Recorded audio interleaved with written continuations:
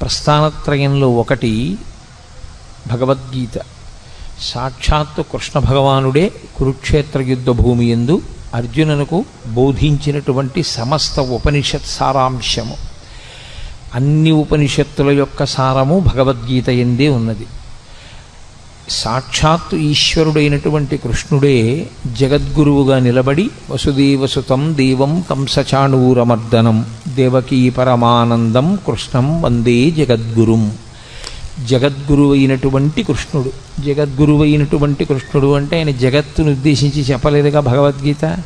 మరి జగద్గురువు అని ఎందుకు కీర్తింపబడ్డాడు అంటే, ఒక దేశము ఒక కాలమునకు కట్టుబడేది కాకుండా ఆయన చేసినటువంటి బోధ ఏదైతే ఉందో అది యుగములు దాటిపోయినా సరే తరించాలనుకునే వాళ్ళందరూ ఎక్కవలసినటువంటి సోపానములన్నింటినీ కృష్ణ పరమాత్మ గురువుగా కూర్చుని ఆ రోజు చేసినటువంటి బోధ అర్జునుణ్ణి మిషగా పెట్టుకుని చెప్పినప్పటికీ అది జగత్తులో ఉన్న ఎవ్వరికి, ఏ ప్రాంతంలో ఉన్నవారైనా, ఏ కాలమునందున్నవారైనా అన్వయించుకుని దాన్ని ఆదర్శంగా ఆచరణాత్మకంగా స్వీకరించిన వారందరూ భగవద్గీత వలన మోక్షప్రాప్తిని పొందగలరు కనుక ఆయన జగద్గురువుగా నిలబడ్డారు.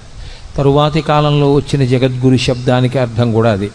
అందుకని కృష్ణం వందే జగద్గురుం అటువంటి మహానుభావుడు ఆ భగవద్గీతని బోధ చేసి ఉన్నారు. అయితే చిత్రమైనటువంటి విషయం, అర్జునుడితో కృష్ణ భగవానుడికి చాలా కాలం నుంచి సాన్నిహిత్యం ఉంది, కానీ ఆయన భగవద్గీత బోధ చెయ్యలేదు. కురుక్షేత్ర యుద్ధభూమి యందు మాత్రమే బోధ చేశారు. అసలు విచిత్రం ఏమిటంటే, సనాతన ధర్మంలో అత్యంత ప్రముఖమైనటువంటివి ఏ ఉన్నాయో అవన్నీ కూడా కేవలం ఒక్క వ్యక్తికి మాత్రమే చెప్పబడ్డాయి. అనేక మందిని కూర్చోబెట్టి చెప్పినవి కావు. ఏవేవి చాలా గొప్పవని మనం అనుకుంటామో అవన్నీ ఒక్కరికే చెప్పారు. శ్రీరామాయణంలో సంక్షేప రామాయణాన్ని నారద మహర్షి వాల్మీకి ఒక్కరికే చెప్పారు. అలాగే ఆదిత్య హృదయాన్ని అగస్త్య మహర్షి రామచంద్రమూర్తికి ఒక్కరికే యుద్ధభూమిలో చెప్పారు. భాగవతాన్ని పరీక్షిత్తుకి ఒక్కడికే శుకబ్రహ్మ చెప్పారు. భగవద్గీతని కురుక్షేత్ర సంగ్రామ భూమి యందు అర్జునుడికి ఒక్కడికే కృష్ణ పరమాత్మ బోధ చేశారు. అది సరి అయినటువంటి సమయం ఆసన్నమైంది అనుకునేంత వరకు ఆయన బోధ చేయలేదు. ఇప్పుడు అర్జునుడు వినడానికి తగిన సమయాన్ని పొంది ఉన్నాడు అని ఆయన అనుకున్నప్పుడు మాత్రమే ఆ బోధ చేశారు. ఆ చేయబడినటువంటి బోధ ఏదో కాకతాళీయంగా 4 మాటలు చెప్పినట్లుగా ఉండదు. అసలు భగవద్గీత యొక్క ఆవిర్భావమే అంత గంభీరంగా ఉంటుంది. అసలు దాని ప్రారంభమే ఒక యోగంతో, అర్జున విషాద యోగంతో ప్రారంభమైంది. అటువంటి భగవద్గీతని గురించి పెద్దలు ఒక్క శ్లోకంలో దాని యొక్క గొప్పతనాన్నంతటినీ చెప్తారు. సర్వోపనిషదో గావః దోగ్ధా గోపాలనందన పార్థో వత్సః సుధీర్భోక్త దుగ్ధం గీతామృతం మహత్ అంటారు. అది సర్వోపనిషదో గావు. ఆవులు ఉపనిషత్తులు. ఉపనిషత్తులు ఆవులైతే ఉపనిషత్తులు ఉండేది వేదముల యొక్క చివర ఉంటాయి. వాటికి ఆ పేరు రావడం వెనకాతలే ఒక రహస్యం ఉంది. అసలు దాని పేరే ఉపనిషత్. ఉపనిషద్ అన్న మాటకి 2 అర్థాలు. ఒకటి, ఉపనయనం అయిన తర్వాత గాయత్రీ మంత్రం చెయ్యడానికి కావలసిన అధికారము సిద్ధించిన తరువాత గురువుగారికి దగ్గరగా కూర్చుని బ్రహ్మజ్ఞానమును పొందేటటువంటి అవకాశాన్ని బ్రహ్మచారి పొందితే ఉపనిషద్. పక్కన కూర్చున్నాడు, పక్కన కూర్చుని ఉప శబ్దము చేత దగ్గరగా కూర్చుని గురువుగారి దగ్గర వినడానికి కావలసిన యోగ్యతని పొందడం ఉపనిషదే. షద్ జీర్ణమవడం కానిది, జీర్ణము కానిది లోకంలో బ్రహ్మం ఒక్కటే. జీర్ణము కానటువంటి బ్రహ్మమునకు దగ్గరగా గురువుగారు తన యొక్క బోధ చేత తీసుకుని వెళ్ళడం కూడా ఉపనిషద్. అందుకే ఉపనిషత్తులన్నీ కూడా గురు శిష్య సంవాదంగా ఉంటాయి తప్ప అవి అనేక మందికి చేసిన బోధలు కావు. యోగ్యుడైనటువంటి శిష్యుడు మాత్రమే గురువుగారి దగ్గర నేర్చుకుంటాడు. ఆ యోగ్యత శిష్యుడు పొందాడు అని నిర్ధారించవలసింది లోకంలో ఇంకెవ్వరూ కాదు. అది ఒక్క గురువుకు మాత్రమే ఉన్న అధికారం. ఇతను ఈ స్థితిని పొంది ఉన్నాడు, ఇప్పుడు నేను బోధ చెయ్యవచ్చు అని గురువు ఎప్పుడు నమ్ముతాడో అప్పుడు మాత్రమే ఉపనిషత్ సారాంశమును బోధ చేస్తారు, లేదా అసలు ఉపనిషత్తుని బోధ చేస్తారు. అటువంటిది సమస్త ఉపనిషత్తుల సారమైనటువంటి భగవద్గీతని బోధ చేయడానికి ఏదో యోగ్యతని చూడవలసి ఉంటుంది కృష్ణ పరమాత్మ. అంతేకాని ఏ యోగ్యతలు లేకుండా ఇక్కడ ఏదో అడిగాడు ఇక్కడ చెప్పేస్తే బాగుంటుందని చెప్పింది కాదు యుద్ధభూమిలో. అందుకే అది ఇంకొకరికి వినపడదు కూడా, ఒక్క అర్జునుడికే వినపడుతుంది. అది సర్వోపనిషదో గావో. ఆ ఆవులు ఉపనిషత్తులన్నీ ఆవులుగా వచ్చి నిలబడితే దోగ్ధ గోపాల నందన. నందన అన్న శబ్దం కొడుక్కి వేస్తారు సాధారణంగా. కొడుక్కి వేసే శబ్దం నందన. యశోదానందన, దేవకీనందన, అలా. ఎవరికి నందనుడైతే వారికి ఆయన నందనుడు అంటే ఆనందమునిచ్చువాడు. గోపాలనందన అంటే తండ్రి శబ్దము చేత చెప్పబడినవాడు కాడు, గోపాలురందరికీ ఆనందమునిచ్చేవాడు. ఎవరా గోపాలురు అంటే ఆయన జన్మించినప్పుడు అంత సౌలభ్యంతో వచ్చింది కృష్ణావతారం.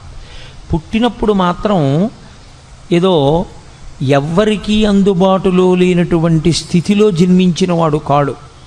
అందరికీ అందుబాటులో ఉండడానికి ఎంతగా ఆచారనిష్ట తెలియని వాళ్ళు ఉంటారో అటువంటి వారి మధ్య పుట్టాడు. తలకడిగితే మొలకడగరు, మొలకడిగితే తలకడగరు. అంత ఆచారం తెలియనటువంటి గోపాల బాలుర మధ్య జన్మించాడు. అందుకే ఏ పాములెరుగక ఏ పారుమేటికి పశుల కాపరి ఇంట పాము కలిగి, ఏ కర్మయును లేక వెలయునొక్కడికిని జాతకర్మంబులు సంభవించే, ఏ తల్లి చనుబాలు ఎన్నడెరుగని ప్రోఢ తల్లి యశోదచనుల పాలు త్రవనిరిగి, ఏ హాని వృద్ధుల నిరుగని బ్రహ్మంబు పొదివిటిలో వృద్ధి పొందనుంది, ఏ చదువులనైన ఇట్టిట్టిదనరాని అర్థం అవయవములయందు అందముంది అని ఆ కృష్ణ పరమాత్మ యొక్క జన్మ విశేషం గురించి భాగవతంలో పోతన గారు అంటారు. అందరికీ అందుబాటులో ఉండేటటువంటి గోపాల బాలుడిగా గోపాల బాలుర మధ్య జన్మించాడు. వాళ్లతో కలిసి ఆడుకున్నాడు, వాళ్లతో కలిసి తిరిగాడు.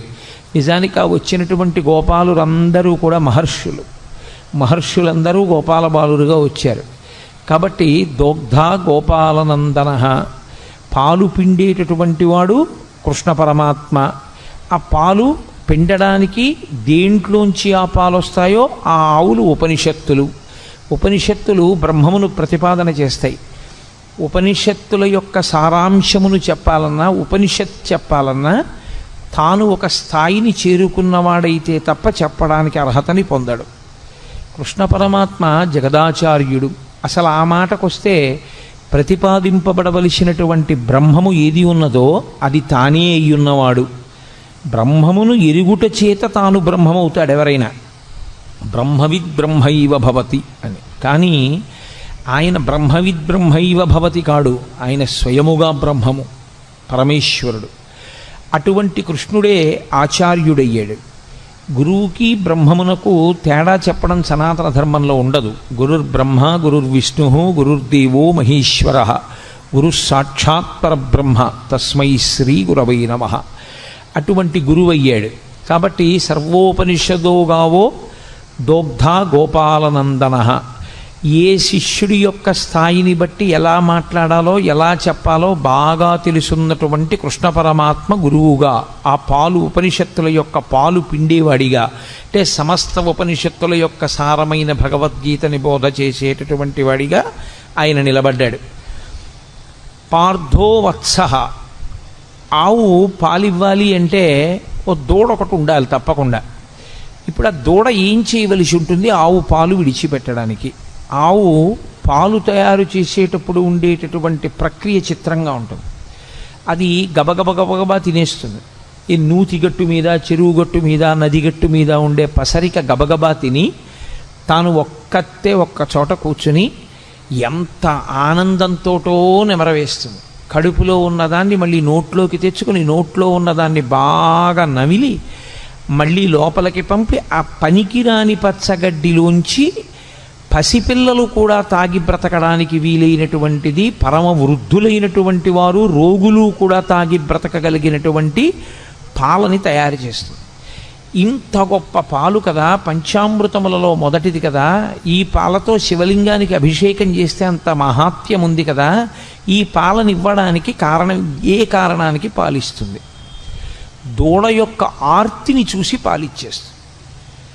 ఆర్తితో ఉన్న దూడ, అమ్మా నీ వలన తప్ప నా జీవితం ఎలా ఉంది అని ఆర్తి పొందినటువంటి దూడ పరిగెత్తుకుంటూ వచ్చి దాని శిరములు నోట్లో పెట్టుకు చప్పరించి 2 గుద్దులు గుద్దగానే విడిచిపెట్టేస్తుంది పాలు.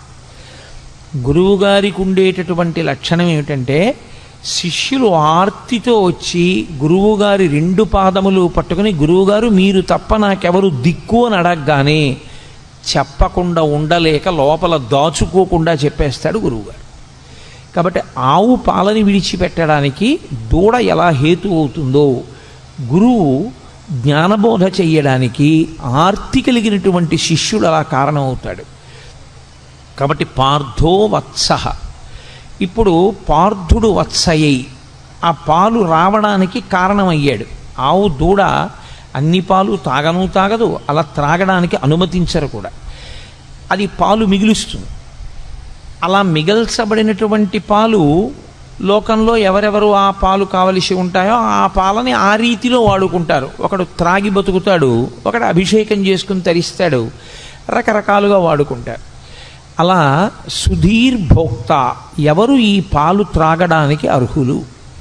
సుధీహి అంటే మంచి బుద్ధి కలిగినటువంటి వాడెవరో, వితండవాదన చెయ్యని వాడెవరో, బ్రహ్మమునందు నిశ్చయాత్మకమైన బుద్ధి కలిగిన వాడెవరో, గురువు యందు గౌరవము కలిగిన వాడెవరో, ఎవరు సనాతన ధర్మమునందు విశ్వాసమున్నవాడో, ఎవడు పెడబుద్ధితో వినే లక్షణం లేనివాడో, అటువంటి వాడు ఈ పాలు త్రాగటానికి యోగ్యుడు. కాబట్టి సుధీహి భోక్త. అటువంటి పాలని దుగ్ధం గీతామృతం మహత్, ఈ గీత అనబడేటటువంటి అమృతాన్ని త్రాగవచ్చు. పాల సముద్రాన్ని చిలికితే ఒక అమృతం వచ్చింది, పరమేశ్వరుడి నోటిలోంచి ఒక అమృతం వచ్చింది. వాగ్రూపమైనటువంటి అమృతమే గీత. అందుకే ఆ అమృతం తాగడానికి చాలా కష్టం. గరుత్మంతుడే తీసుకొచ్చి దర్భల మీద పెట్టినా నాగులు తాగలేకపోయాయి. కానీ గీతామృతం తాగడానికి సాధారణంగా అందరూ ఏ అవయవంతో తాగుతారో ఆ అవయవంతో తాగక్కర్లేదు, చెవులు దొప్పలు చేసుకుని వినగలిగితే చాలు. ఆ విశ్వాసంతో, ఆ భక్తితో ఎవరు కూర్చుని వింటారో అటువంటి వారందరూ ఈ అమృతాన్ని తాగడానికి అర్హులే. ఈ అమృతాన్ని ఎవరు సేవిస్తారో వాళ్ళకొక లక్షణం ఉంటుంది. అమృతం తాగినవాడు ఇక మళ్ళీ పుట్టవలసిన అవసరం ఉండదు. కాబట్టి ఇదే చిట్టచివరిసారి శరీరాన్ని విడిచిపెట్టడం. కానీ త్రాగడం అంటూ జరిగినప్పుడు శరీరం ఉంటే కదా తాగాడు, శరీరం లేకుండా త్రాగడం అన్న మాట రాదు.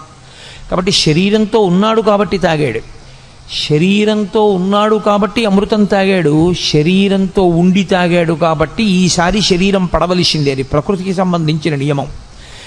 ఈసారి పడడం ఏదుందో అదే చిట్టచివరిసారి పడ్డాం. ఇంకొకసారి పడవలసిన అవసరం ఎందుకు ఉండదంటే ఇంకొకసారి పుట్టవలసిన అవసరం లేదు కనుక. అంటే జనన మరణ చక్రము నుండి తప్పుకోవడమే అమృతము. ఆ అమృతము నోటితో తాగుతారు, దానికి అధికారము సిద్ధిస్తే. కానీ అలా అధికారం సిద్ధించి త్రాగారు అన్నవాళ్ళు మనకి కనపడరు. కానీ గీతామృతం తాగడానికి మాత్రం ఎల్లరూ యోగ్యులే. దేని చేత యోగ్యత? సుధీహి భోక్త, మంచి బుద్ధి కలిగిన వాడైతే, అటువంటి మంచి నిర్ణయం చేసుకున్నవాడైతే, మనస్సు మంచిదయ్యుంటే, భగవంతుడి గురించి మనం తెలుసుకోవాలనేటటువంటి చిత్తమాలిన్యము లేకుండా కూర్చోగలిగిన వాడైతే అటువంటి వాడు ఈ అమృతమును త్రాగటానికి అర్హుడు. కాబట్టి భగవద్గీత వింటే ఏమొస్తుంది? భగవద్గీత వింటే కొడుకు ఉద్యోగం వస్తుంది, భగవద్గీత వింటే కూతురికి పెళ్ళవుతుంది అని ఫలశ్రుతులు చెప్పకూడదు. భగవద్గీత వింటే ఏమవుతుంది అంటే అది బ్రహ్మ విద్య కనుక మళ్ళీ పుట్టవలసినటువంటి అవసరాన్ని తీసేస్తుంది. ఇంకా ఇంతకన్నా గొప్పది మనుష్యుడు కోరవలసినది వేరొకటి ఉండదు. కాబట్టి అంత గొప్ప శక్తిని ఈ గీతామృతము ఇవ్వగలదు. అందుకే పెద్దలు గీత గురించి చెప్తూ ఒక మాట చెప్తారు. గీతతో సమానమైనవి అంటూ ఉంటే లోకంలో ఇంకొక 3 మాత్రమే ఉన్నాయి. అందుకే గంగా, గీత, గాయత్రి, గోవింద ఈ 4 చతుర్గకార సంయుక్తే పునర్జన్మ న విద్యతే. గీత గంగాచ గాయత్రి గోవిందీతి హృది స్థితే. ఎవరు ఈ 4 గుండెల యందు బాగా ఊంచుకుని నిలబెట్టుకుంటారో, మొదటిది గంగ. గంగని ఇక్కడ పెట్టుకోవడానికి ఏమి ఉండదు, గంగ యందు స్నానం చేయాలి. గంగ యందు స్నానం చేస్తే ఏమవుతుంది? గంగ యందు స్నానం చేస్తే పాపములు నశించిపోతాయి.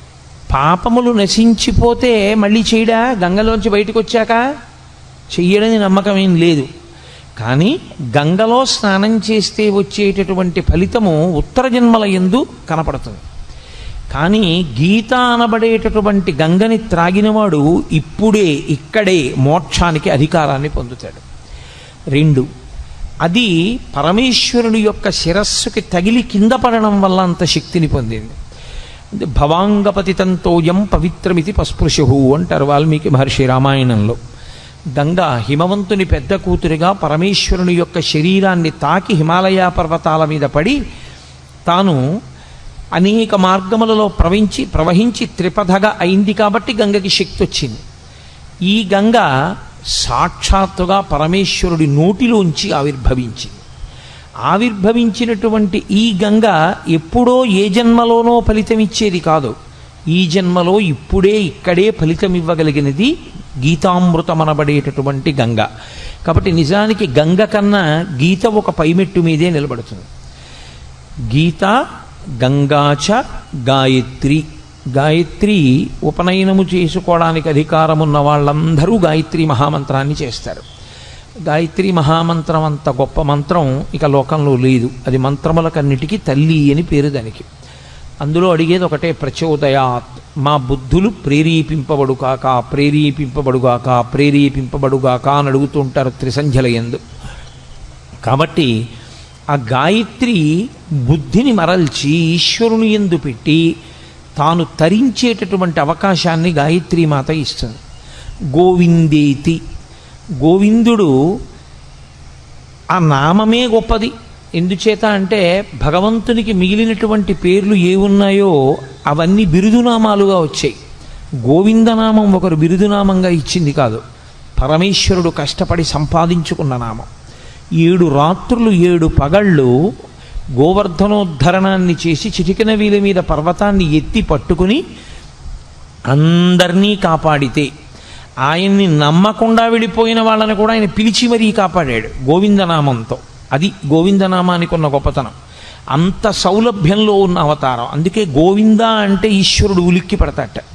కారణం ఏమిటంటే నేను ఆ నామాన్ని సంపాదించుకున్నది నేనే కష్టపడి 7 రాత్రులు 7 పవళ్ళు పర్వతాన్ని ఎత్తి పట్టుకుని నన్ను నమ్మకుండా పక్కకి వెళ్ళిపోయినటువంటి వాళ్ళని కూడా పిలిచి, బాలుండీతడు కొండదొడ్డది మహాభారంబు సైరింపగా దాలండో ఎనిదీని కింద నిలువంచింతింపగా బోలది శైలాంబోనిధి జంతు సంయుత ధరాచక్రంబుపై పడ్డ నాకేలల్లాడదు బంధులార నిలుడి క్రిందం ప్రమోదంబునన్ అంటాడు. మీరు బెంగపెట్టుకోకండి, ఈ కొండ కింద పడదు. సమస్త బ్రహ్మాండం వచ్చి కొండ మీద పడిపోయినా కొండ కింద పడకుండా పట్టుకుంటాను. కాబట్టి రండి రండి అని నమ్మకం లేని వాళ్ళని కూడా పిలిచి కొండ కింద నిలబెట్టి 7 రాత్రులు 7 పగళ్ళు మనుష్యులను ఆవులను దూడలను కాసినటువంటి కారణం చేత, కాపాడిన కారణం చేత పరమేశ్వరుడు సంపాదించుకున్నటువంటి నామము గోవిందనామము కాదు. గోవింద అంటే భూమిని కాపాడేవాడు, గోవింద అంటే వాక్కులకు అధిపతి అయినవాడు, గోవింద అంటే వాక్కును విస్తరించగలిగినటువంటి వాడు. వింద అన్న శబ్దానికి అర్థం తంతువుగా సాగడం. దూది పట్టుకుని ఇలా ఇలా ఇలా ఇలా ఇలా ఇలా తంతువు కింద తంతువులందు చేలమ విధంబున ఏ పరమేశమూర్తి ఎందింతయు ఒప్పు భంగి అంటారు పోతన గారు. పెద్ద పెద్ద దారాల కింద ఒక కండిలోంచి వెడితే దాన్ని తంతు అంటారు. తంతువు కింద విస్తరిల్లి లోపల పరబ్రహ్మము శబ్దము చేత ఆవిష్కరింపబడితే గోవింద అంటారు. అంతర్బహిశ్చ తత్సర్వం వ్యాప్య నారాయణ స్థిత. నామరూపాత్మకంగా కనపడేటటువంటి జగత్తు కాదని దాని లోపల జీవుడిగా ఉన్నటువంటి బ్రహ్మం ఎవరున్నారో వాడిని గుర్తించడానికి నామరూపాలని ఆధారం చేసుకుని విశ్వమునందు విశ్వనాథుణ్ణి చూడగలిగినటువంటి ప్రజ్ఞాపాఠవములు పెరగగలిగిన స్థితికి గోవింద అని పేరు. కాబట్టి ఆ గోవిందేతి హృదిస్థితే, ఎవరు ఈ నాలుగింటిని గుండెలలో పెట్టుకుంటారో, అంటే సంతతము ఈ నాలుగింటిని స్మరణ చేస్తూ ఉంటారో, అటువంటి వారందరూ కూడా పునర్జన్మ న విద్యతే, ఇక వాళ్ళు మళ్ళీ వేరొక శరీరాన్ని పొందవలసినటువంటి అవసరము ఉండదు. వాళ్ళు ఈ శరీరమే ఆఖరిసారి పడిపోవడం తప్ప వీరొకసారి శరీరము పడవలసిన అవసరం ఉండదంటే అసలు పుట్టనే పుట్టరు. అంత గొప్పవి ఈ నాలుగు. అంత గొప్పవైనటువంటి నాలుగులో ఒకటి గీత. ఈ గీత ఆవిర్భవించినటువంటి విధానం చాలా ఆశ్చర్యకరమైనటువంటి స్థితిలో ఆవిర్భవించింది. మీకు తెలుసు, మహాభారతంలో ఎంత కాదు అని పక్కకి తీసుకెళ్ళడానికి ప్రయత్నం చేసినా ఈశ్వరుని యొక్క అవతార ప్రయోజనమే రాక్షస సంహారము కనుక, ధర్మమును నిలబెట్టడం కనుక కురుక్షేత్రంలో కురుపాండవులు కలుసుకోవడం యుద్ధం కోసం అనివార్యమైంది. తీరా ఇద్దరూ వచ్చి కలుసుకున్నారు. ఇక యుద్ధం ప్రారంభం అవ్వాలి. ధర్మరాజు గారు పెద్దలకి నమస్కారం చేయడానికి వెళ్ళాడు. అంతవరకు అందులో ధర్మదోషం ఏం లేదు. వాళ్ళు కలుసుకున్నది కూడా ఎక్కడ అంటే ధర్మక్షేత్రే కురుక్షేత్రే, ధర్మక్షేత్రమైన కురుక్షేత్రంలో కలుసుకున్నారు. వ్యాస భగవానుడు గీతామృతాన్ని ప్రారంభం చేస్తూనే ధర్మశబ్దంతో ప్రారంభం చేస్తాడు. ధర్మ అంటే పట్టుకోవలసినది, పట్టుకోవడంలో వైక్లభ్యం వస్తే మిమ్మల్ని రక్షించనిది అని గుర్తు.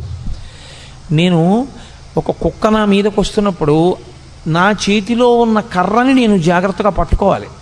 అసలు నేను కుక్కని చూసి వణికిపోవడంలో నా చేతి కర్ర జారిపోయింది అనుకోండి, అప్పుడు ఇక ఆ కర్ర నన్ను రక్షించదు. నేను పట్టుకుని ఉన్నంత కాలమే నన్ను రక్షిస్తుంది తప్ప పట్టుకోనికుండా ఉన్నది రక్షించేది కాకుండా పోయేది ఏది ఉంటుందో దానికి ధర్మం అని పేరు. అందుకే నేను తరచు మనవి చేస్తుంటాను, అమరకోశం ధర్మము అన్న మాటని వ్యాఖ్యానం చేస్తే ధ్రియతేవా జనైరితి ధర్మం అంటుంది. ఉపన్యాసాలు చెప్పడానికి పనికొచ్చేది కాదు ధర్మం అంటే, పుస్తకాల్లో చదువుకోవడానికి పనికొచ్చేది కాదు ధర్మం అంటే. అందుకే కఠినమైన నేను మాట చెప్తూ ఉంటాను, ఉపన్యాసాలకి వెళ్ళడం దేవాలయంలోకి వెళ్ళడం కాదు ధర్మం అంటే, బొట్టు పెట్టుకోవడం ధర్మము అని చెప్తుంటాను. కాబట్టి ధర్మము అంటే ధ్రియతేవా జనైరితి ధర్మం, తాను అనుష్ఠించనిది తనని రక్షించదు. మీకెంత తెలుసు అన్నది మిమ్మల్ని ఎప్పుడూ రక్షించదు. వేదము ఏది చెప్పిందో అది మీరు పట్టుకోగలరా? ఎవరేది చెప్పారన్నది ప్రమాణము కాదు. నేను ఒకటి చెప్పచ్చు, ప్రమాణం కాదు. ఎంతటి మహాత్ముడైనా కావచ్చు, ఆయన చేసింది ప్రమాణం కాదు, ఆయన చెప్పింది ప్రమాణం కాదు. ఎక్కడి వరకు ప్రమాణం? వేదము చెప్పిన దానితో అంగీకరించి మాట్లాడితే అంతవరకే ప్రమాణం. వేదము చెప్పిన దాన్ని వ్యతిరేకించి మాట్లాడితే, ఎక్కడ వరకు వేదాన్ని అంగీకరించి మాట్లాడాడో అక్కడ వరకు ప్రమాణవాక్కు మాట్లాడాడని, వేద వ్యతిరేకమైన మాట్లాడినదంతా కూడా దుస్తర్కం చేశాడని అంటారు. దుస్తర్కాస్తు విరమ్యతాం అంటారు శంకరాచార్యుల వారు. దుస్తర్కము చెయ్యవద్దు. వేదో నిత్యమధీయతాం తదుదితం కర్మస్వనుష్ఠీయతాం. వేదం ఎలా చెప్పిందో అలాగే చెయ్యాలి. వేదము దేనిని ప్రమాణంగా మాట్లాడిందో దాన్ని ప్రమాణంగా మాట్లాడాలి. అంతేకాని ఇప్పుడు ఎక్కడ కుదురుతుందండి అని మాట్లాడడానికి వీల్లేదు. వేదము ఏది చెప్పిందో దాన్ని అందుకోవడమే నీ ప్రయోజనం. అలా అందుకోలేకపోతే అది వ్యక్తిగా నీ బలహీనత ఏమో కానీ వేదం చెప్పినది ఎలా కుదురుతుందండి అన్న మాట మాట్లాడడానికి మాత్రం నీకు అధికారం లేదు. నేను నిత్యాగ్నిహోత్రం చెయ్యకపోతే నేను చెయ్యలేకపోవడం నా తప్పని చెప్పాలి. అంతేగాని నిత్యాగ్నిహోత్రం ఎక్కడ కుదురుతుందండి అన్నమాట నేను వాడడాన్ని మాత్రం శాస్త్రం అంగీకరించదు. Please subscribe. నీ తప్పు నువ్వు అంగీకరించాలి. అంతేగాని వేద ప్రమాణము యొక్క సాధ్యాసాధ్యములను విచారణ చేసే అధికారము నీకు లేదు. ధర్మం అంటే ఒక్కటే లోకంలో. ధర్మమనగా ఎవరు చెప్పినది ధర్మము కాదు, వేదం ఏది చెప్పిందో అదొక్కటే ధర్మము. వ్యాస హృదయమంతా వ్యాసోచ్ఛిష్టం జగత్ సర్వం. వ్యాసుడి యొక్క ఎంగిలి ఈ లోకంలో వచ్చిన వాంగ్మయం అంతా, వ్యాసుని యొక్క హృదయమంతా ధర్మమే. ధర్మం ధర్మం ధర్మం. దానికోసమే ఆయన 18 పురాణములను ఇచ్చాడు, 4 వేదములను విభాగం చేశాడు, బ్రహ్మసూత్రములను ఇచ్చాడు. ఇన్ని ఇవ్వడానికి కారణం ధర్మాన్ని పట్టుకోండి. ధర్మం ఒక్కటే మిమ్మల్ని రక్షిస్తుంది. ధర్మం ఒక్కటే మళ్ళీ పునర్జన్మ లేకుండా కూడా చెయ్యగలదు. ఎవడు ధర్మాన్ని పట్టుకోబోయి ధర్మం పట్టుకున్నాననుకుని అధర్మాన్ని పట్టుకుంటున్నాడో వాడికి ధర్మము యొక్క ఫలితము పొందలేడు. అది కుదిరేటటువంటి విషయం కాదు. పైకి తాను ధర్మం పట్టుకున్నానని అనుకుంటున్నాడు, కానీ తాను పట్టుకున్నది ధర్మము కాదు. స్వధర్మో నిధనం శ్రేయ పరధర్మో భయావహ. తనకి కాని ధర్మం పట్టుకున్నవాడు తాను తరించలేడు. కాబట్టి ధర్మమే ప్రాతిపదిక. అందుకే ప్రారంభమే మంగళవాచకంగా దీన్ని తీసుకున్నారు వ్యాసుల వారంటే ధర్మశబ్దాన్ని తీసుకున్నారు. ధర్మక్షేత్రే కురుక్షేత్రే, కురుక్షేత్రమైనటువంటి ధర్మక్షేత్రంలో ఆ కురుపాండవులు ఇద్దరూ కూడా కలుసుకున్నారు. ఇక యుద్ధం ప్రారంభం అవ్వాలి. ఎవరి ధర్మం వారిది. లోకంలో ధర్మరాజు గారు ఎదురుగుండా కనపడినటువంటి పెద్దవాడు, వంశకర్త, మహానుభావుడు భీష్ముడు. భీష్మ ద్రోణాది మహాపురుషులకు నమస్కారం చేయడం కోసమని ధర్మరాజు గారు వెళ్ళారు. అర్జునుడు ఇరుపక్షముల మధ్యలో నిలబెట్టబడినటువంటి రథంలో నిలబడి ఉన్నాడు. కృష్ణ భగవానుడు అన్నాడు, అర్జున చూడొక్కసారి ఇరుపక్షములలో మొహరించిన సైన్యాన్ని చూడు. ఎందుచేత అర్జునుడే ప్రధానంగా రాక్షస సంహారము అంటే రాక్షసులే కురువీరుల వైపు ఉన్నారు, లేదా కురువీరులుగా ఉన్నారు. ఇప్పుడు వాళ్ళని సంహరించాలి. అందుకే అతనికి అంత శస్త్రాస్త్ర సంపదనంతటిని ఇప్పించాడు కృష్ణ పరమాత్మ. చూడవయా, ఒక్కసారి వాళ్ళతో యుద్ధం చేయాలి నువ్వు. అడుగో భీష్ముడు, అడుగో ద్రోణుడు, అడుగో కృపుడు, అడుగో శల్యుడు, అడుగో అశ్వత్థామ, అడుగో దుర్యోధనుడు, వరుసగా అందరినీ చూపించాడు. నిలబడినవాడు నిలబడినట్టు వెంటనే అర్జునుడు ఒక మాట అన్నాడు. అందుకనది అర్జున విషాద యోగమైంది. నకాంక్షే విజయం కృష్ణ నచ రాజ్యం సుఖానిచ కిన్నో రాజ్యేన గోవింద కిం భోగైర్జీవితేనవా. ఈ శ్లోకాలు అర్థం చేసుకోవడంలో వచ్చినటువంటి వైక్లభ్యంతో అక్కర్లేని వ్యాఖ్యానాలు చేస్తున్న వాళ్ళు ఉన్నారు లోకంలో. ఆయనకి కూడని ధర్మాన్ని ఆయన మాట్లాడాడు. ఆయన అన్నాడు, నకాంక్షే విజయం కృష్ణ. ఏమొస్తుంది ఇప్పుడు వీళ్ళందరినీ చంపేస్తే? విజయం వస్తుంది. విజయం వస్తే ఏమొస్తుంది? రాజ్యం వస్తుంది. రాజ్యం వస్తే ఏమొస్తుంది? ధర్మరాజు గారు సింహాసనం మీద కూర్చొని పరిపాలన చేస్తాడు. కానీ ఏమైపోతుంది? నా గురువు మరణిస్తాడు, మా తాతగారు మరణిస్తారు, నా అన్నదమ్ములు మరణిస్తారు, నా బంధువులందరూ చచ్చిపోతారు. ఇంతమంది చచ్చిపోయినటువంటి నెత్తుటి కూడు మిగులుతుంది. ఇప్పుడు ఈ నెత్తుటి కూడిని నేను తినవలసి వస్తుంది. మీరు చాలా జాగ్రత్తగా పట్టుకోవలసి ఉంటుంది భగవద్గీత ఆవిర్భావాన్ని. ఆయన వైరాగ్యమును పొందుతున్నాడు. చిచ్చి ఇవన్నీ ఏమిటంటున్నాడు? ఆయన ధర్మాన్ని మాట్లాడుతున్నాడు. వీళ్ళందరినీ చంపడం ఎందుకని? కానీ ఆ ధర్మంలో వైక్లభ్యం ఉంది, అది దిద్దాలి ఇప్పుడు కృష్ణ పరమాత్మ. వీళ్ళందరినీ చంపడం ఏమిటి? వీళ్ళందరినీ చంపేస్తే ఏమొస్తుంది? నాకేం మిగలదు. అందరినీ చంపేసినవాడు అర్జునుడు అన్న పేరు వస్తుంది. ఇంతమందిని చంపేసి నేను రాజ్య పరిపాలన మొదలు పెడితే నిన్నటి వరకు నా కంటి ముందు ఉన్నటువంటి తాతలు, తండ్రులు, గురువులు, బంధువులు, స్నేహితులు ఇంతమంది మరణించిన తరువాత నేను ఒక్కడిని మిగిలితే నేను పొందేటటువంటి సంతోషం ఏమిటి? కాబట్టి నాకొద్దు ఈ ఈ యుద్ధము వద్దు, ఈ విజయము వద్దు, ఈ రాజ్యము వద్దు. ఇప్పుడు ఆయన ఎంత భయవిహ్వలుడైపోయాడంటే అంతటి మహావీరుడైనటువంటి అర్జునుడి చేతులు వణికిపోయాయి. వణికిపోవడంలో ఆయన చేతిలో ఉన్నటువంటి గాంధీవం జారి కింద పడిపోయాడు. కింద పడిపోతే తాను ఎలా నిలబడ్డాడో అలా నిలబడ్డవాడు నిలబడ్డట్టే నీరసం ఆవహించేసి చతికిల పడిపోయాడు. నీరసం ఆవహించి చతికిల పడిపోయాడు అంటే ఆయన శరీరంలో ఇప్పుడు ఏదో ఆరోగ్యపరమైన సమస్య తలెత్తలేదు. ఆయనకి శరీరంలో ఎంత ఆరోగ్యం ఉండాలో అంత ఆరోగ్యం ఉంది, ఎంత బలం ఉండాలో అంత బలము ఉంది. కానీ శరీరమునందు ఉండవలసినటువంటి బలాన్ని, శరీరమునందు ఉన్నటువంటి ఆరోగ్యాన్ని ఏది పాడు చేసేసింది అంటే బలహీనపడిపోయినటువంటి మనస్సు పాడు చేసేసింది. ఇది చాలా గొప్ప విషయం. మీరు ఎంత బలవంతులు అన్నది కాదు, మీ మనస్సు ఎంత జవంతో ఉన్నది అన్నది ప్రధానం. మనస్సుకి జవం లేనివాడు శరీరంతో ఎంత బలం ఉండనివ్వండి ఉపకారం చేయలేడు. ఎందుచేత అంటే మనస్సు భయానికి కానీ శంకకి కానీ లోనైపోయింది అనుకోండి, తాను ఆత్మరక్షణలోకి పడిపోతాడు. పడిపోయి ఒక రకమైనటువంటి భయానికి లోనవుతాడు. భయానికి మారుపేరే శాస్త్రంలో మృత్యు సమయమునందు ఎలా ఆలోచనలు పొసగవో, భయవిహ్వలుడైనటువంటి వ్యక్తికి కూడా సరి అయిన ఆలోచన విధానం రాదు. కాబట్టి ఇప్పుడు అంత భయపడిపోయినటువంటి అర్జునుడు అన్నాడు, ఇప్పుడు దుర్యోధనుడు ఒక బాణం వేసో ఓ కత్తి పెట్టో నన్ను చంపేస్తే చచ్చిపోతాను. చచ్చిపోతే ఏమవుతుంది? నేను చనిపోతే చనిపోయాను, కానీ నా వారందరూ బ్రతుకుతారు. ఇది పైకి చూడ్డానికి చాలా ధర్మంలా కనపడుతుంది చూసుకోండి. నిజంగా పాపం అర్జునుడు ఎంత మంచివాడండి, ఎంత అహింస మాట్లాడాడు. యుద్ధం జరగకుండా ఎందుకు ఇవన్నీ, హాయిగా నాకు ఏ రాజ్యం వద్దు, ఏ విజయం వద్దు అన్నాడు. ఎంత మంచి మాట మాట్లాడాడండి అర్జునుడు, ఎంత చక్కటి వాడండి అని మనకు అనిపిస్తుంది.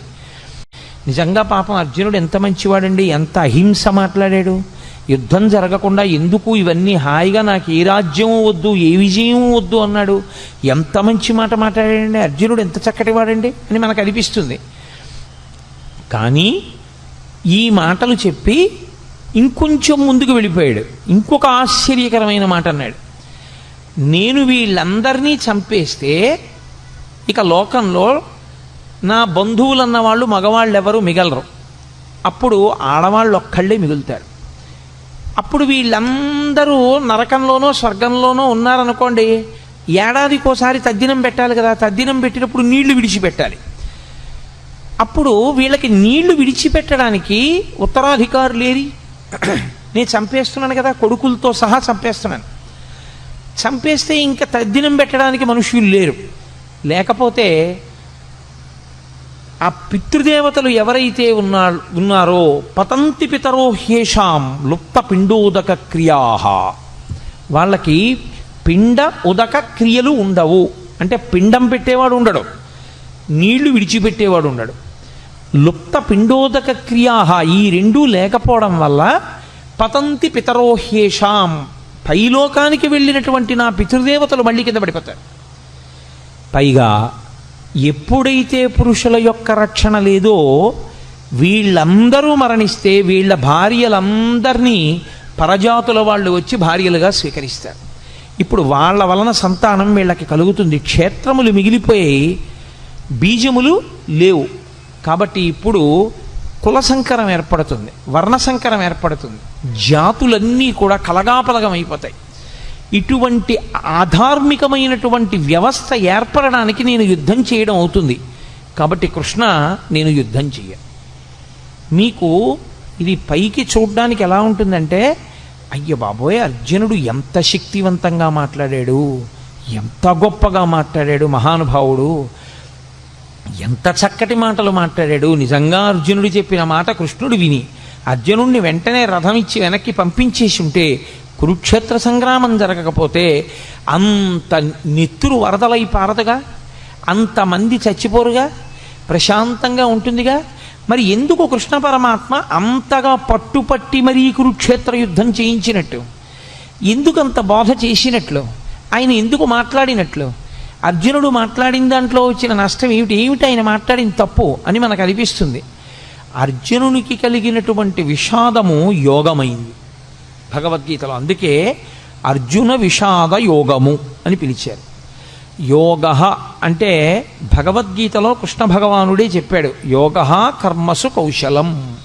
కర్మసు కౌశలం అంటే చేయవలసినటువంటి పనిని కౌశలముతో, అంటే శాస్త్రవిహితముగా, ప్రతిఫలాపేక్షారహితముగా, కర్తవ్యతా బుద్ధితో చేసినటువంటి వాడెవడో వాడు కౌశలముతో చేసినవాడు. తాను చెయ్యవలసినది ఒకటి ఉంటుంది లోకంలో, శాస్త్రము చేత విధింపబడినది. శాస్త్రము ఏది చెయ్యాలని విధించిందో అది చెయ్యడమే తన యొక్క కర్తవ్యము.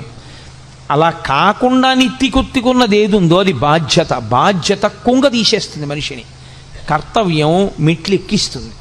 కాబట్టి తాను చెయ్యవలసింది తాను చెయ్యాలి. క్షత్రియుడిని అంతఃపురాలు ఇచ్చారు, రాజభోగాలు ఇచ్చారు, పరిపాలన చెయ్యమని ఇచ్చారు. దేని కొరకు? క్షత్రియుడు మంచం మీద చచ్చిపోవడం అత్యంత హేయమైన విషయంగా చూసింది శాస్త్రం. ఆనాటికి ఉన్నటువంటి వ్యవస్థ అటువంటిది. ఆయన 10 మందిని రక్షించాలి.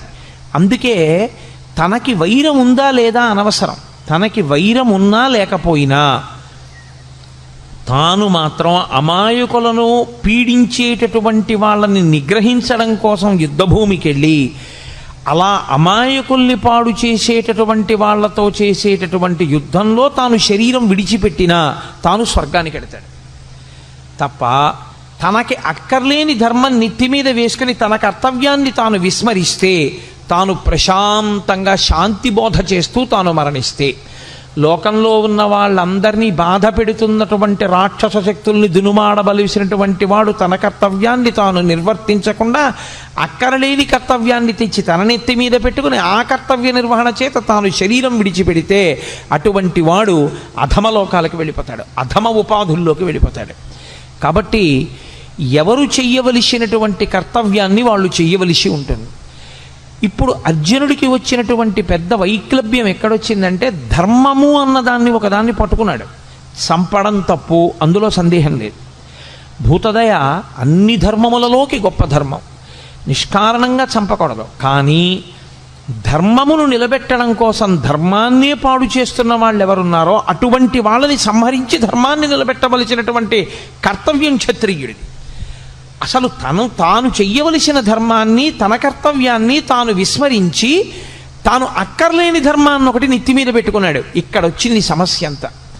అక్కరలేని వైరాగ్యాన్ని నెత్తి మీద పెట్టుకుని అక్కరలేని విషయాన్ని తాను అన్వయం చేసుకుని తాను చెయ్యవలసిన అవసరం లేని పని తాను చేస్తానని, తాను చెయ్యవలసిన పనిని తాను చెయ్యనని భీష్మించుకోవడం చేత తాను పాడవడమే కాకుండా ఇప్పుడు లోకంలో అధర్మం నిలబడకుండా చెయ్యవలసిన వాడు అలా చెయ్యకపోతే అధర్మము విచ్చలవిడిగా పెరిగిపోతుంది. కనుక తద్దోషము అర్జునుడికి రాకుండా మళ్ళీ ధర్మాన్ని నిలబెట్టడానికి ధర్మం విషయంలో అతను ఎక్కడ పొరపాటు పడుతున్నాడో ఆ పొరపాటుని దిద్దవలసి ఉంటుంది.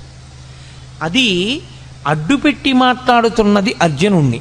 కానీ అసలు మన ధర్మం ఏమిటి, మనం ఏం చెయ్యాలి, మనం ఎందుకు పాడవుతుంటాం, మనకి మళ్ళీ మళ్ళీ ఎందుకు పునర్జన్మ కలుగుతూ ఉంటుంది, ఈ రహస్యాలన్నీ తెలుసుకోవాలనుకుంటున్నటువంటి వాడికి కృష్ణుడు చేసినటువంటి భగవద్గీత బోధని వినడం తప్ప, దాన్ని ఆచరణలోకి తెచ్చుకోవడం తప్ప తప్పించుకోవడానికి పునర్జన్మని వేరొక మార్గం మాత్రం ఉండదు.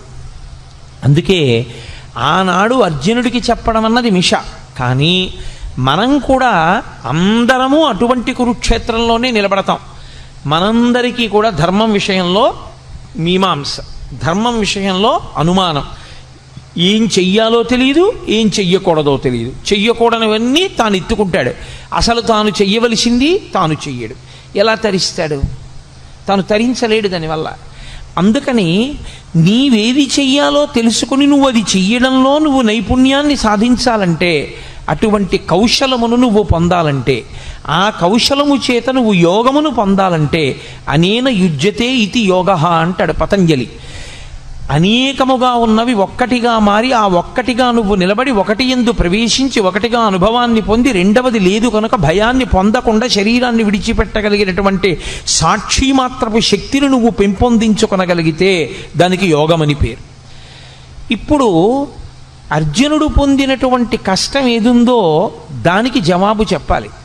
చిత్రం ఏమిటంటే 1వ అధ్యాయం మొత్తం మీద అర్జున విషాద యోగంలో కృష్ణ భగవానుడు ఎక్కడా మాట్లాడలేదు. ఎందుచేత అంటే ఎవడికి ధర్మం విషయంలో అనుమానం ఉందో, ఎవడు పొరపాటు జీవితం గడుపుతున్నాడో, ఎవడు ఈ అయోమయంలో ఉన్నాడో వాణ్ణి ముందు తనకున్న అయోమయం అంతా మాట్లాడినివ్వాలి. అందుకని ముందే నోరు నొక్కేశారనుకోండి, అసలు నన్ను చెప్పనిస్తే కదండి అంటాడు. అందుకని ముందు మాట్లాడినివ్వాలి. ఎంత మాట్లాడతాడో అంతా మాట్లాడనిచ్చి అప్పుడు తాను మాట్లాడాలి ఆచార్యుడు. అందుకే 2వ అధ్యాయం వచ్చేంత వరకు అసలు కృష్ణ భగవానుడు నోరు విప్పలేదు. మనం డాక్టర్ గారి దగ్గరికి వెడతాం. డాక్టర్ గారి దగ్గరికి వెడితే డాక్టర్ గారు మనకున్నటువంటి అనారోగ్యాన్ని అడుగుతాడు. మనకేం తెలుసు అంటే దేని మూలంగా రోగం వచ్చిందో మనకి తెలియదు, వచ్చిన రోగం వల్ల మనం పడుతున్న బాధ ఒకటే మనకి తెలుసు. మనం ఏం చెప్పగలం? మన బాధ ఒకటే చెప్పగలం డాక్టర్ గారికి. ఏమిటో డాక్టర్ గారు సాయంకాలం అయ్యేటప్పటికి జ్వరం వచ్చేస్తుందండి, పొద్దున్న తిన్నది జీర్ణం అవుతుంది, రాత్రి 7 గంటలు 6 దాటిందంటే ఇంకా ఒళ్ళు వేడెక్కుతుంది, ఏది తిన్నా జీర్ణం అవ్వదు సరికదా, వాంతి అయిపోతుందండి, రాత్రిపూటే ఉంటుంది. వీడు బాధ ఒకటే చెప్తూ ఉంటాడు. వింటూ డాక్టర్ గారు ఏం ఆలోచిస్తాడంటే, వీడికి సాయంకాలం 6 అయ్యేటప్పటికి జ్వరాన్ని కల్పించగలిగినటువంటి సూక్ష్మాంగ జీవి ఏది ప్రవేశించి ఉంటుంది, దాని వలన వీడిలో ఏ రకమైనటువంటి జ్వరం ప్రకోపించి వీడికి జీర్ణం కాకుండా ఆహారం బయటికి వెళ్ళిపోతుంది. ఇప్పుడు మందు దేనికి వెయ్యాలంటే మూలానికి వెయ్యాలి. ఏ సూక్ష్మక్రిమి శరీరంలో ప్రవేశించడం చేత అతనికి సాయంకాలం జ్వరం వచ్చి తిన్న పదార్థం జీర్ణం కాకుండా వాంతవుతోందో ఆ సూక్ష్మక్రిమి మీద అతను ఔషధాన్ని ఇవ్వాలి. అంతేకాని వాంతి అయిపోకుండా ఏం చేయాలో లవంగమొగ్గ నవలాలో ఏలక్కాయ నవలాలో చెప్పడానికి అతని భార్యే చాలు, పక్కింట్లో ఉన్న వాళ్ళే చాలు, డాక్టర్ గారు అక్కర్లేదు దానికి. డాక్టర్ గారు చెప్పవలసింది మూలాన్ని ఛేదించాలి. అర్జునుడు మాట్లాడితే అర్జునుడు మాట్లాడిన మాటల వెనక ఛేదింపబడవలసినటువంటి మూలాల్ని కృష్ణ పరమాత్మ పట్టుకున్నాడు. ఇది అందుకే భవద్భీషిణి అయింది. గీతకి భవద్భీషిణి అని పేరు ఉండడానికి కారణం అదే. సంసారము అంటేనే అయోమయం, సంసారం అంటేనే రాగద్వేషములు. మీరు కొంచెం జాగ్రత్తగా పట్టుకోగలిగితే సంసారమునకు మారు పేరే రాగద్వేషములు. రాగము ద్వేషము ఈ రెండు ఎప్పుడు ఉంటాయి? ఇంకొకడు ఉంటే కదండి. ఇప్పుడు నాకన్నా ఇంకొకడు ఉన్నాడు అనుకోండి, అప్పుడు నేను వాడిని ప్రేమిస్తే రాగం, నాకు వాడి మీద సంతోషంగా ఉండి వాడిని నేను అభిమానిస్తే నాకు వాడి మీద రాగం ఉన్నది. నేను వాడి మీద కోపం పెట్టుకుంటే నాకు ద్వేషం ఉన్నది. అసలు రెండవది లేదు ప్రపంచంలో, ఒక్కటే ఉన్నది. రాగమునకు కానీ ద్వేషమునకు కానీ ఏమైనా కారణం ఉందా? ఇంకో వస్తువు లేదు, ఉన్నదొక్కటే, పరబ్రహ్మం ఒక్కటే ఉంది. ఆ ఉన్న ఒక్క పరబ్రహ్మము ఎలా ఉన్నది? ఇన్నిగా కనపడుతున్నా కాదురా, ఇన్ని యథార్థమునకు ఉన్నదొక్కటే. అన్ని నగలుగా కనపడుతున్నా ఉన్నదొక్క బంగారమైనట్టు, అనేక కుండలుగా కనపడుతున్నా ఉన్నదొక్క మన్నైనట్టు, అనేక కడవలలో పోసిన ఉన్నది ఆ ఆవు పాలైనట్టు, అనేకమైన ఆవులున్నా అన్నిటి యొక్క పాలలో ఉన్న ధర్మము ఒక్కటైనట్టు, మనకి ఉన్నది ఒక్కటే పదార్థము అని తెలిసిందనుకోండి, ఇప్పుడు ప్రేమించడానికి లేదు, ద్వేషించడానికి లేదు. కాబట్టి ఇప్పుడు అర్జునుడికి రాగము పుట్టింది, ద్వేషము పుట్టింది. ద్వేషం ఎవరి మీద పుట్టిందంటే తన మీదే పుట్టింది. అయ్యో నేను వీళ్ళని చంపేస్తాను, వీళ్ళని చంపేస్తే ఇదిగో వీళ్ళందరూ పాడైపోతారు, వీళ్ళందరూ పాడైపోతారు. వాళ్ళ మీద ఒక పిచ్చి రాగం పట్టుకుంది, వాళ్ళ మీద ఒక పిచ్చి ప్రేమ, అర్థం లేని ప్రేమ పట్టుకుంది. కాబట్టి నేను వీళ్ళని చంపను. ఈ రాగద్వేషములనేటటువంటివి ఏర్పడడానికి కారణము రెండవ వస్తువు ఉండడం. ఇప్పుడు ఈ రెండవ వస్తువు ఉన్నది అనేటటువంటిది ఏదో, దానినే మోహము అని పిలుస్తారు శాస్త్రంలో. అజ్ఞానావస్థ, అవిద్య, దాని చేత వచ్చినటువంటి అయోమయావస్థ. ఈ అయోమయం పోవాలి అంటే గురుబోధ వినా మార్గం ఉండదు. కాబట్టి ఇప్పుడు కృష్ణుడు గురువుగా నిలబడి మాట్లాడాలి. అందుకు ఆయన మాట్లాడుతున్నాడు. ఇప్పుడు కృష్ణుడు మాట్లాడితే ఏమవుతుంది? అర్జునుడికి ఏ మోహము తనకున్నదని తనకి తెలియదో అది పోయిందని తెలుస్తుంది. తనకి ఉన్నప్పుడు ఇది ఉంది, అందుకు ఇలాంటి ఆలోచనలు వచ్చాయని తెలియదు. పోయి మళ్ళీ తనకి ధర్మం తెలిసిపోయాక తనకేం పోయిందో తెలుస్తుంది. అందుకే గీత అంతా అయిపోయిన తర్వాత నీకేం అర్థమైంది అని అడిగాడు. నాకు భగవద్గీత అర్థమైందని చెప్పలేదు. నష్టో మోహ స్మృతిర్లబ్ధ. నేను ఏ మోహము, ఏ అజ్ఞానము, ఏ అవిద్య నన్ను పట్టుకుందో అది పోయింది. నాకు ఏది ఇంత పూర్వం తెలిసి ఉన్నదో అది ఇప్పుడు మళ్ళీ నాకు తెలిసి వచ్చింది. అంటే జ్ఞానము మీద కమ్ముకున్నటువంటి మేఘములు ఎగిరిపోయి ఈ స్థితి మళ్ళీ నువ్వు బోధించడం చేత నాకు కుదిరింది. అందుకని ఇప్పుడు అర్జునుడు అవధి లేనటువంటి అజ్ఞానంతో మాట్లాడేశాడు. మాట్లాడి మాట్లాడి మాట్లాడి మాట్లాడి తనే పెంచేసుకున్నటువంటి బెంగ ఇదంతా. ఇది చాలా చిత్రమైనటువంటి లక్షణం. సాగిపోయినంత కాలం బాగుంటుంది. ఏదైనా ఒక సమస్య వచ్చేదనుకోండి, ఆ సమస్య వచ్చేటప్పటికీ తానుగా నిలబడి కర్మఫలాన్ని అనుభవించేసేయగలిగినటువంటి శక్తి అందరి యందు ఉండడం సాధ్యమయ్యే విషయం కాదు. చాలా చాలా కష్టం. అక్కడికి వచ్చేటప్పటికి గిజగిజగిజలాడిపోయి ఖచ్చితంగా ద్వైధీభావంలోకి వెళ్ళిపోతాడు. వాడు నేను రెండు భావాలు వస్తాయి. అభిమానము చేత కానీ ద్వేషము చేత కానీ వచ్చేస్తుంది అది. ఈ వచ్చినప్పుడు మాట్లాడటమే చాలా కష్టం. అక్కడ ఆ భావనల నుంచి శిష్యుణ్ణి పైకెత్తి స్వధర్మం దగ్గర నిలబెట్టాలి. మళ్ళీ ఏది ధర్మమో దాని యందు నిలబెట్టాలి. అది నిలబెడుతున్నాడు ఆయన. ఇప్పుడు ఆయన నిలబెట్టడంలో ఒక్క అర్జునుడు కాదు అలా నిలబడేది. గీత చదువుకుంటున్న వాళ్ళందరూ అటువంటి ధర్మక్షేత్రంలో, అటువంటి కురుక్షేత్రంలో నిలబడ్డవాళ్ళే. మనం అందరం కూడా రాగము ద్వేషము ప్రతి క్షణం. చిత్రం ఏమిటంటే రాగము శాశ్వతముగాను ఉండదు, ద్వేషము శాశ్వతముగాను ఉండదు. ఒకప్పుడు మీరు అపారమైన రాగముతో ఉన్న వ్యక్తి మీరు అపారముగా ద్వేషించే వ్యక్తి, మీరు అపారముగా ద్వేషించే వ్యక్తి మీరు అపారముగా ప్రేమించే వ్యక్తి మారిపోతుంటుంది. ఇప్పుడు రాగము ద్వేషము మారడానికి వ్యక్తియా కారణము, మనస్సా కారణము? ఏది తనకి అనుకూలమో అది జరగకపోవడం చేత ద్వేషం వచ్చింది, ఏది తనకి అనుకూలము కాదో అది జరగడం వల్ల ద్వేషం వచ్చింది. ఇప్పుడు ఈ రాగద్వేషములు రెండూ పోవడానికి అవిద్య పోవాలి. ఈ అవిద్య పోవాలి అంటే అది గురువుగారు మాట్లాడితే తప్ప శిష్యుడికి పోదు. కాబట్టి ఇప్పుడు ఏం చేస్తాడంటే అవిద్యలో విడుతున్నవాడు విశేషమైన చిత్తభ్రాంతికి, చిత్తమాలిన్యానికి, భయానికి లోనైపోతాడు. ఈ భయానికి అంతుండదు. ఇంకా ఎంత భయంతోటో వెర్రిముర్రి ఆలోచనలన్నీ పెరిగిపోతుంటాయి.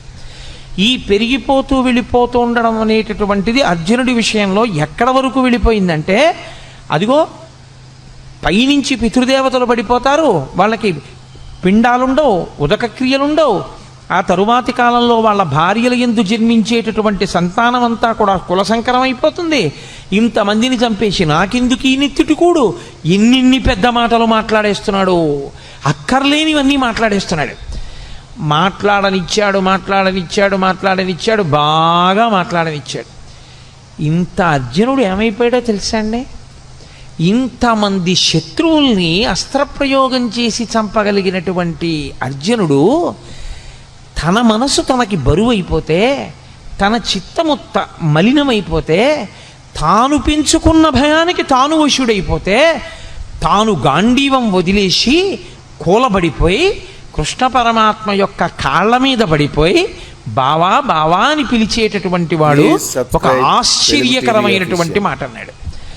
నేను నీకు శిష్యుణ్ణి అన్నాడు. మాం త్వం ప్రపన్నః, నేను నిన్ను శరణాగతి చేస్తున్నాను. నువ్వు ఏం చేయాలో తెలుసా? శిష్యుడనైన నన్ను ఉద్ధరించాలి. నాకు మార్గం తెలియట్లేదు. ఇదే అతను చేసిన చాలా మంచి పని. ఏమైనా ఉంటే అర్జునుడు ధర్మక్షేత్రమైన కురుక్షేత్రంలో చేసినటువంటి ఈ పని వల్ల భగవద్గీత పుడుతోంది, ఈ పని వల్ల గీతామృతం వస్తోంది. ఈ పని వల్ల వచ్చినటువంటి గీతామృతం కాలంతో దేశంతో సంబంధం లేకుండా మానవాళిని తరింపచేస్తూనే ఉంది. మాట్లాడి ఇంకా నేను మాట్లాడనయా, మాట్లాడిన కొద్దీ భయం ఎక్కువైపోతోంది. ఇంకా భయం వైపుకే పెడుతున్నాయి కానీ ఆలోచనలు. నేను బయటికి రాగలనన్న ఆలోచన అసలు నాకు రావట్లేదు. కాబట్టి మీరు వినా నాకు శరణ్యము లేదు. గురువుగారి కాళ్ళ మీద పడిపోయి నేను ప్రపన్నుడను అంటే నేను శరణాగతి చేస్తున్నాను, మీరు నన్ను స్వీకరించి నా యొక్క బాధనంతటినీ పోగొట్టండి. ఇప్పుడు అసలు నేనేం చెయ్యాలి నాకు అర్థం కావట్లేదు అన్నాడు. ఎవరు? యుద్ధం చేస్తానని వచ్చినవాడు. ఇప్పుడు కాదు, ఎప్పటి నుంచో యుద్ధం చేస్తాను కౌరవుల్ని సంహరిస్తానని పెద్ద తపస్సు చేసి పరమేశ్వరుణ్ణి సాక్షాత్కరింపజేసుకుని పాశుపతాస్త్రం పొందినవాడు, అంతమంది దేవతల దగ్గర అన్ని అస్త్రాలు పొందినవాడు, అంతమంది గురువుల్ని సేవించినవాడు, ఎప్పుడు కురుక్షేత్ర సంగ్రామం జరుగుతుందా కౌరవుల్ని మట్టు పెడదామని ఎదురు చూచినవాడు, ఇవాళ ఆశ్చర్యంగా యుద్ధం చేయడం మాట దేవుడిని కృష్ణ పరమాత్మ యొక్క కాళ్ళ మీద పడిపోయి, కృష్ణ నీవు తప్ప నాకు దిక్కెవరు, కాబట్టి నువ్వే నన్ను రక్షించాలి. ఆయన మాట్లాడడం మొదలుపెట్టాడు. ఆయన మాట్లాడుతూనే ప్రారంభం ఏమన్నా తెలుసా అండి? ఆయన మాటలకున్నటువంటి గమ్మత్తు ఏమిటంటే ఆయన మాట మొదలు అదే, భగవద్గీతలో ఆయన మాట చివర అదే. ఆయన అసోత్యానన్వశోచస్త్వం ప్రజ్ఞావాదాంశ్చ భాషసే గతాసు నగతాసూంశ్చ నానుసూచంతి పండితాః అశోచ్య నన్వశోచస్త్వం అంటూ ప్రారంభం చేశాడు. ఏడవవద్దు, శోకము వద్దు. అసలు ఈ దిక్కుమాలిన ఏడుపన్నది మొదట మాని. భగవద్గీత వింటే వచ్చేది ఏమిటి? ఏడవడం పోతుంది.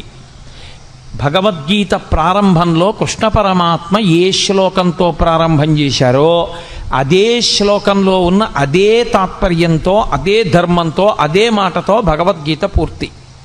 సర్వధర్మాన్ పరిత్యజ్య మామేకం శరణం వ్రజ అహం త్వా సర్వపాపేభ్యో మోక్షయిష్యామి మా శుచ.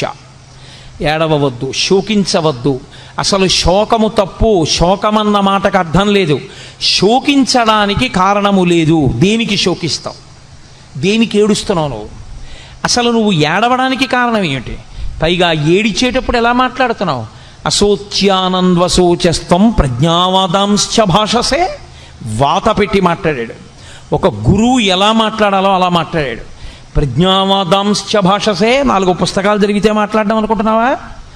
లేకపోతే ఏదో నీ బుద్ధికి తోచింది మాట్లాడడం అనుకుంటున్నావా? ఏమిటి పెద్ద పెద్ద మాటలు మాట్లాడుతున్నావు? ధర్మం అంటున్నావు, యుద్ధం చేయనంటున్నావు, నేను చంపేస్తానంటున్నావు, నేను చంపేస్తే వీళ్ళు చచ్చిపోతారంటున్నావు, పతంతి పితరో హ్యేషాం లుప్త పిండోదక క్రియా అంటున్నావు, ఉత్తరగతుల గురించి మాట్లాడుతున్నావు, కుల సంకరం గురించి మాట్లాడుతున్నావు. ఏమిటివన్నీ? నువ్వు మాట్లాడగలిగిన మాటలు అనుకుంటున్నావా? నీకు తెలిసి మాట్లాడుతున్నాను అనుకుంటున్నావా? వీటికి ఏడవవలసిన వాడివి నువ్వు అనుకుంటున్నావా? అసలు ఏడవవలసిన అవసరం ఒకటి ఉందనుకుంటున్నావా లోకంలో? అశోచ్యానంద్వశోచస్త్వం ప్రజ్ఞావాదాంశ్చ భాషసే గతాసు నగతాసూంశ్చ నానుసూచంచి పండితాః. అసలు పండితుడైన వాడు ఏడవడు. తీర్పిస్తూ ప్రారంభం చేశాడు ఆయన. ఎవడు ఏడవడు? పండితుడు ఏడవడు. పండితుడు అంటే 4 పుస్తకాలు చదువుకున్నవాడు, 3 శ్లోకాలు బట్టి పెట్టినవాడు కాడు. పండాహ అంటే ఆత్మజ్ఞానమున్నవాడు. అందుకే పోతన గారికి సహజ పండితుడని పేరు. ఆయన మహానుభావుడు. అందుకే శ్రీకైవల్య పదంబు చేరుటకునై చింతించదన్ లోకరక్షయికారంభకు భక్తపాలన కళా సంరంభకున్ దానవోద్రేక స్తంభకు కేళిలోల విలస దృగ్జాల సంభూత నానా కంజాత భవాండ కుంభకు మహానందాంగనా ఢింబకున్నని చెప్పుకున్నాడు. శ్రీకైవల్య పదంబు చేరుటకునై పునరావృత్తిరహిత శాశ్వత శివ సాయుధ్య స్థితి కొరకు నేను భాగవతాన్ని ఆంధ్రీకరిస్తున్నానన్నాడు. కాబట్టి ఎవరు ఆత్మజ్ఞానము కలిగిన వారో వాళ్ళు అసలు ఏడవరు. ఏడవడానికి కారణం ఎందుకు? ఈ శరీరం పోతుందని ఏడుస్తున్నావా? మళ్ళీ వెంటనే శరీరం వస్తుంది. ఇది పడిపోగానే ఎంతోసేపు పట్టదు శరీరం రావడానికి. రవీంద్రనాథ్ ఠాగూర్ చెప్పినట్టు తల్లి ఒక స్తనం దగ్గర పిల్లవాడికి పాలిస్తున్నది. ఈ స్తనం నుంచి ఈ స్తనం దగ్గరికి పిల్లవాడిని మార్చుకోవడం ఎంతసేపు పడుతుందో జీవుడు ఒక శరీరాన్ని విడిచిపెట్టి ఇంకొక శరీరాన్ని పొందడానికి అంతే సమయం పడుతుంది. అదేం పెద్ద విశేషం కాదు. ఈ శరీరం పోతే ఇంకో శరీరం వస్తుంది. నీ దృష్టిలో ఏమిటి చంపేయడం అంటే? వాళ్ళందరి శరీరాలు పోతాయి, వాళ్ళు కనపడరు. నీ బుర్ర ఈ శరీరం పోతే ఇంకో శరీరం వస్తుంది. ఏమిటి చచ్చిపోతుంది? కాబట్టి శరీరమునకు చావు లేదు. ఈ శరీరం పడిపోతుందేమో ఇంకో శరీరం వస్తోంది. శరీరం అన్నది పంచభూతములే. పంచభూతములు లేని శరీరం ఇంకోటి లేదు. పృథివీ ఆపస్తేజో వాయు ఆకాశములే ఉండాలి ఇందులో ఉన్న. కాబట్టి వాళ్ళు ఏ శరీరంలో కొన్నా పంచభూతాలతోనే ఉంటారు. కాబట్టి ఈ రాజులు లేని రోజు లేదు, ఉన్నారు. ఆత్మ ఉండదంటావా? ఎప్పుడు ఉన్నది ఆత్మ. మరి దేనికి ఏడుస్తున్నావు నువ్వు? అసలు నువ్వు ఏమిటి పాండిత్యంతో పెద్ద ప్రజ్ఞావాదాంశ్చ భాషసే నేను చాలా గొప్పవాడిని మాట్లాడేస్తున్నావు. వీళ్ళందరూ చచ్చిపోతారంటున్నావు, నే చచ్చిపోతానంటున్నావు, వీళ్ళందరూ ఏమిటో పడిపోతారంటున్నావు. ఎవరు చచ్చిపోతారు? నేను మీతో మనవి చేశా, వైద్యుడు మూలానికి మందిచ్చినట్టు మూలానికి మందిస్తూ ప్రారంభం చేశాడు. అంత గంభీరంగా ఉంటుంది గురువుగారి కంఠం. అంటే గురువాణి అంటే సింహస్వప్నము. మిగిలిన పిట్టలు కుయ్యచ్చు, కాకులు కుయ్యచ్చు, పందులు అరవచ్చు, పిల్లులు అరవచ్చు. అరణ్యంలో ఏ జంతువు భయపడదు. సింహం బయటికి వచ్చి అరిచిన తరువాత అరవగలిగిన జంతువు ఉండదు, వెళ్ళిపోవలసిందే ఎక్కడికైనా తప్ప ఇక నిలబడవు. ఆచార్యుడు వచ్చి మాట్లాడిన తర్వాత మాట్లాడగలిగిన సమర్థత ఉన్నవాడు ఇంకొకడు ఉండడు. ఆచార్యులకు ఆచార్యుడు జగద్గురు అయినటువంటి శ్రీకృష్ణ భగవానుడు వచ్చి మాట్లాడిన తర్వాత ఇక మాట్లాడడానికి ఏముండదు. అందుకే అంత గంభీరంగా ప్రారంభం చేశాడు. అశోత్యానన్వశోచస్త్వం ప్రజ్ఞావాదాంశ్చ భాషసే గతాసూనగతాసూంశ్చ నను సూచంతి పండితాహ. ఏడవరయా పండితులైనటువంటి వాళ్ళు ఏడవడానికి లేదు అసలు. అశోచ్యానంద్వశోచస్త్వం, ఏడవడానికి కారణము లేదని తెలుసుకో. అంటే నేను మీతో మనవి చేశా, ఎక్కడికి వెళ్ళాడు? రాగము ద్వేషము ఈ రెండో పదార్థం ఉంటేనే. అసలు రెండవ పదార్థము లేదు, ఉన్నది ఒకటే పదార్థమైనప్పుడు ఆ పదార్థమునకు రాగము లేదు ద్వేషము లేదు. ఏడుపెందుకు నీకు? దేనికి ఏడుస్తున్నావు? ఏ కారణానికి ఏడుస్తున్నావు? ఉలిక్కి పడ్డాడు ఇంత అర్జునుడు. అక్కడి నుంచి వెళ్ళిందండి భగవద్గీత. ఎన్ని ధర్మములు, ఎన్ని విషయములు, ఎన్ని గుణములు, ఎన్నిటిని బోధ చేశాడో. అందుకనది యోగమైంది.